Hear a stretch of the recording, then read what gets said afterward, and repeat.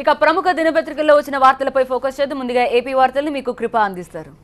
AP పత్రికలకు వస్తే ముందుగా ఆంధ్రజ్యోతికి వెళదాం. ఆంధ్రజ్యోతిలో మెస్ బిల్లులు 50% పెంపు, హాస్టల్ విద్యార్థులకు సీఎం వరం అనే ఒక ఆర్టికల్ ఉంది. ఏత చట్రం కిందకు సంక్షేమ కార్పొరేషన్లు పంటల దిగుబడులు బాగా పెరగాలి, సంక్షేమ వ్యవసాయ శాఖలపై సమీక్ష జరిగింది.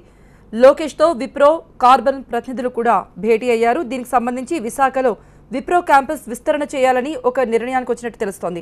మరోవైపు కురుక్షేత్ర జ్వాలలు, ఎంఆర్పీఎస్ కార్యకర్తల రణరంగం, పొలాల్లో నక్కి ఒక్కసారిగా హైవేపైకి, రోడ్డుపై బైఠాయింపు, బస్సులపై రాళ్లు, కిలోమీటర్ల కొద్దీ వాహనాలు ఆగిపోయాయి.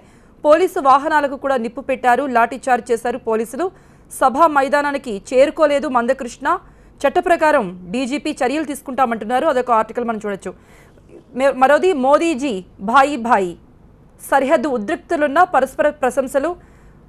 చైనా అధ్యక్షుడు అండ్ మోదీ సమావేశంపై ఒక ఆర్టికల్ ఉంది. చైనా నేతృత్వంలో బ్రిక్స్ భేష్ అంటూ మోదీ ప్రశంసించారు. ఉగ్రపోరులో భారత్కు చిత్తశుద్ధి ఉంది అంటూ కూడా జిన్పింగ్ పొగడ్తల వర్షం కురిపించారు.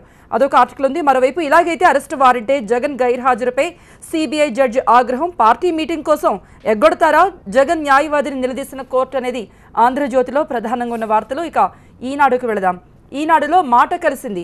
బ్రిక్స్ వేదికగా కరచాలనం చేసుకున్న భారత ప్రధాని, చైనా అధ్యక్షుడు. వివిధ అంశాలపై స్వల్ప చర్చ, ప్రశంసలు. చైనాలో జరిగే బ్రిక్స్ తదుపరి సదస్సు విజయవంతానికి సహకరిస్తామంటూ మోదీ కూడా హామీ ఇచ్చారు. అదే ఆర్టికల్ మనం చూడొచ్చు. మరోవైపు రణరంగమైన కురుక్షేత్రం, ఎంఆర్పీఎస్ రాస్తారోకోలు, నిరసనలు, 20 కిలోమీటర్ల మేర ట్రాఫిక్ నిలిచిపోయింది. అనేక వాహనాల అద్దాలు ధ్వంసమయ్యాయి. లాఠీలకు కూడా పోలీసులు పనిచెప్పారు. గుంటూరులో మందకృష్ణ మాదిగను అరెస్ట్ చేశారు. సో సభా ప్రాంగణానికి చేరుకోకుండానే మందకృష్ణను పోలీసులు అరెస్ట్ చేశారు అనే ఒక ఆర్టికల్ కూడా మనం చూడొచ్చు. ఇకపోతే సాక్షికి వెళదాం. సాక్షిలో G20 సదస్సునే ఇక్కడ కూడా హైలైట్ చేశారు.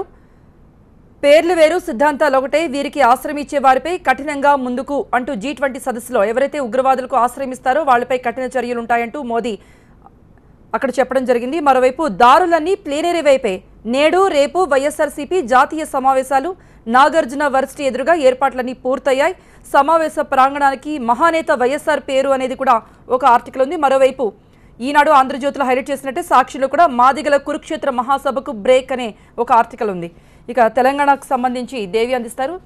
ముందుగా నమస్తే తెలంగాణ దినపత్రిక విషయానికి వద్ద ఇక్కడ మనం ప్రధానంగా కనిపిస్తున్న శీర్షిక 1865 ఖాళీల భర్తీకి గ్రీన్ సిగ్నల్ అనేది కనిపిస్తోంది. ఇక్కడ రెవెన్యూ శాఖలో 1506, RWS లో 359, ఆర్థిక శాఖ అనుమతులు అంటే పూర్తిగా ఏవైతే ఖాళీ ఉన్నాయో వాటికి గ్రీన్ సిగ్నల్ ఇచ్చింది ప్రభుత్వం అనే వార్త ప్రధానంగా కనిపిస్తోంది. ఇది ఒక గుడ్ న్యూస్. ఇక కల్తీ రక్కసుపై ముప్పేట దాడిన ఒక ఆందోళన కలిగించే వార్తను మనం చూస్తున్నాం. ఎప్పుడు ప్రతిరోజు ఏదో ఒకటి కల్తీ అవుతున్న వార్తకు సంబంధించి రాష్ట్రంలో తాజాగా బయటపడ్డ నకిలీ విత్తన దుకాణాలపై తనిఖీ చేసిన విధానానికి సంబంధించిన పూర్తిగా ఒక వార్త మనం ఇక్కడ చూడొచ్చు. పట్టుబడిన సరుకు విలువ ఏకంగా 50 లక్షలకు పైనే ఉందనే వార్త మనకు కనిపిస్తుంది. ఇక ఉద్రిక్తత, ఉల్లాసం, ఇటు ఉద్రిక్తత అటు ఉల్లాసం అనే ఒక శీర్షిక కనిపిస్తోంది. రైట్ సైడ్ లో మనం చూడొచ్చు.